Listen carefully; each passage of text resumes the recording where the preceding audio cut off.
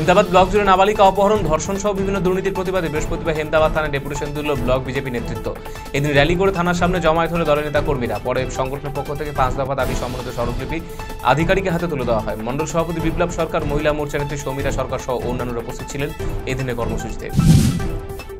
Siliguri metropolitan পুলিশের ভক্তিনগর থানা এলাকায় চুরির ঘটনায় গ্রেপ্তার হলো 4 জন। বৃহস্পতিবার ধৃত 4 জনকে জলপাইগুড়ি আদালতে পাঠানো হয়।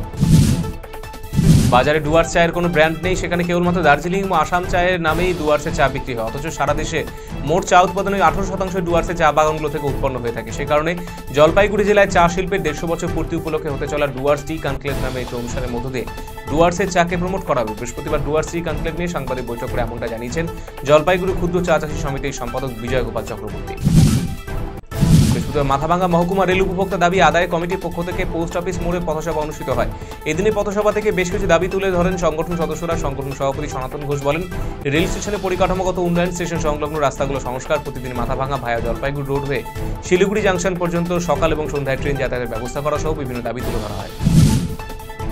কোচবিহারে 10 গ্রাম গোবরাছড়া এলাকায় অবৈধ গাঁজা কাটা অভিযান চালালো পুলিশ। বৃহস্পতিবার দুপুর থেকে অভিযান চালানো হয় নয়ারহাট তদন্ত কেন্দ্রে পুলিশের উপস্থিতিতে। উপস্থিত ছিলেন দিনহাটা মহকুমা পুলিশ আধিকারিক ধীমান মিত্র ছাড়া অন্যান্য পুলিশ কর্মীরা। বাংলাদেশের সংখ্যালঘু হিন্দু নেতা এবং মানুষের উপর হামলা চালানোর বিরুদ্ধে শিলিগুড়িতে প্রতিবাদে নামলো হিন্দু জাগরণ মঞ্চের কর্মী সমর্থকেরা।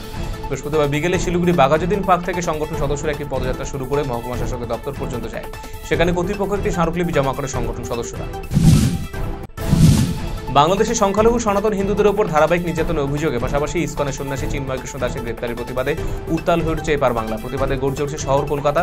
ইসকনের সন্ন্যাসী চিন্ময় কৃষ্ণ দাস ব্রহ্মচারীর বিরুদ্ধে দেশদ্রোহ মামলা প্রত্যাহার এবং তাকে নিঃশক্ত মুক্তির দাবিতে বৃহস্পতিবার পথে নামল হিন্দু সমাজ। এদিন শিয়ালদা থেকে বেগবাগানের বাংলাদেশ ডেপুটি হাই কমিশনের অফিস পর্যন্ত বঙ্গীয় হিন্দু জাগরণ মঞ্চের তরফে প্রতিবাদ মিছিল সংগঠিত হয়।